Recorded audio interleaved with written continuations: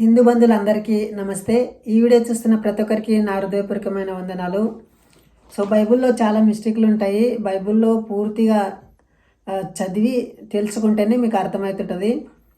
దయచేసి మీరు గమనించండి. కొత్తగా క్రిస్టియానిటీలో కన్వర్ట్ అయిన వాళ్ళు మన హిందూ జనులు క్రిస్టియానిటీలో కన్వర్ట్ అవుతున్నారు. వాళ్ళ కోసమే నేను వీడియో చేస్తున్నా. కానీ క్రైస్తవులని బాధ పెట్టడానికి, క్రైస్తవ మనోభావాలను దెబ్బతీయడానికి ఈ వీడియో చేయకొచ్చిన. దయచేసి మీరు ఆలోచించండి. నేను బైబిల్లో ఉన్న కొన్ని సత్యాలు చదివి వినిపిస్తా, నిరూపించి కూడా చూపిస్తా, ఉట్టి మాటలతో కాదు. ఈసటి వాక్యాలు మీకు యా పాస్టర్ కానీ చెప్పాడు, మీ యా మీటింగ్లో కొత్త కూడా చెప్పారు. బైబిల్లో ఉన్న సత్యాలు తెలుసుకొని ఆ తర్వాత మీ ఇష్టం అయితే మీరు క్రిస్టియానిటీలో పోండి. అంతకన్నా మునుపు నేను చెప్పేది సత్యమా అబద్ధమా మీరు తెలుసుకునండి. మీకు నా అర్థం కాలేదంటే నాకు ఫోన్ చేసి అడగండి.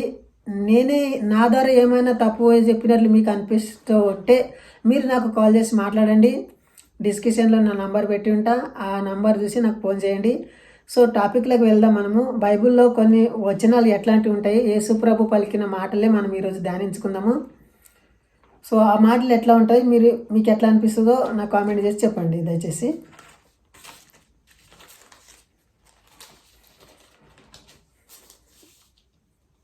మత్తయి సువార్త 11వ అధ్యాయము 28వ వచనం చదువుతా. దయచేసి ఆలోచించండి. మీ దగ్గర బైబిల్ ఉంటే మీరు చూసుకోనండి. ఈ నేను చదవబోయే వచనము చాలా చర్చిలలో పోటీ వేసి ఉంటారు. చర్చిలల్లో చాలా రాసి ఉంటాడు ఈ వచనాన్ని.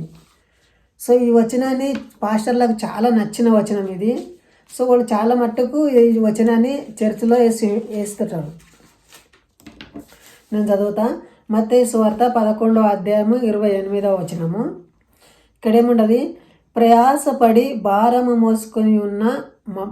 మోసుకొనుచున్న సమస్త జనులారా నా దగ్గరకు నా యొద్దకు రండి, నేను మీకు విశ్రాంతి చేతును. ఇక్కడ ఏమంటున్నాడు, ప్రయాసము పడి భారము మోసుకొని ఉన్న సమస్త జనులారా నా వద్దకు రండి, నేను మీకు విశ్రాంతిని కలుగజేస్తా అని అంటున్నాడు. దీని అర్థం ఏమిది, మనకు శాంతి, సమాధానము, నెమ్మది కలుగజేస్తా అని ఈ వాక్యం ఉండదు.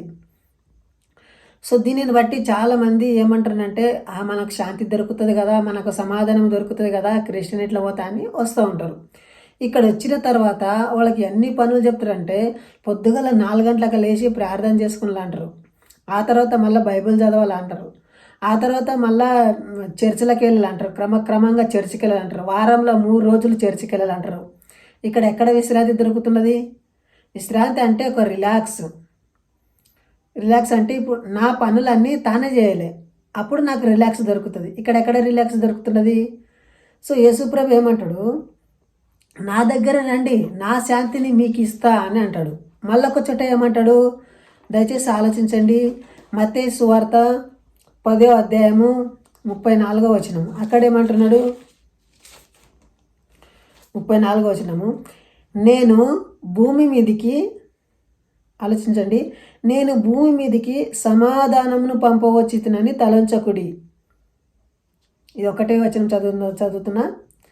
ఖడ్గమునే కానీ సమాధానము పంపుటకు నేను రాలేదు, ఒక మనిషిని వాని తండ్రికిని కుమార్తెనకును ఆమె తల్లికిని కోడలికిని ఆమె అత్తకును విరోధంగా పెట్టవచ్చు తిని. ఆలోచించరా బైబిల్ మిస్టేక్ కార్యక్రమముని, బైబిల్లో ఎట్లా మిస్టేక్లు ఉన్నాయి ఆలోచించండి. అక్కడేమన్నాడు, నేను నా విశ్రాంతిని నీకు ఇస్తా అన్నాడు, నా సమాధానాన్ని నీకు ఇస్తా అన్నాడు. ఇక్కడేమంటున్నాడు, నేను సమాధానం ఇయ్యనీకి రాలేదు అంటున్నాడు. ఒక వ్యక్తి ఎక్కడో వెళ్తున్నాడంట, నెత్తి మీద ఒక భారం పెట్టుకొని వెళ్తున్నాడు, వజన్ పెట్టుకొని వెళ్తే గాడి ఆపిండంట. గాడి ఆపితే నా గాడిలో ఎక్కు, నీ ఏమో బరువు మోసుకొని పోతున్నావు అంటానంటే, గాడిలో ఎక్కిన తర్వాత ఆ నెత్తి మీద ఉన్న బరువు గాడిలో పెట్టలే కదా, అది పెట్టకుండా నెత్తి మీద పెట్టుకున్నాడంట. అట్లా ఉండదు. ఇతను ఏమైతే చెప్తుంటాడు కదా అదే దాన్ని అమలులో చేయడు. అక్కడేం చెప్తున్నాడు, నేను మీకు శాంతిని ఇస్తా అంటాను అన్నాడు కదా, మళ్ళీ ఇక్కడేమంటున్నాడు, నేను శాంతిని ఇయ్యను అంటాడు.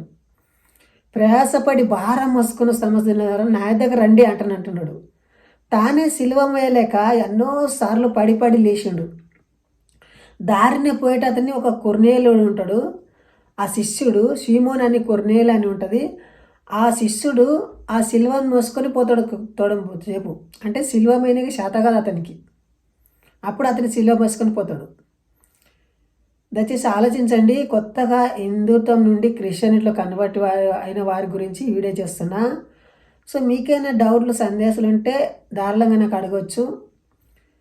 సో దయచేసి మీరు ఆలోచించండి. ఇంతవరకు ఈ వీడియో చూసినందుకు జై హింద్, వందే మాతరం.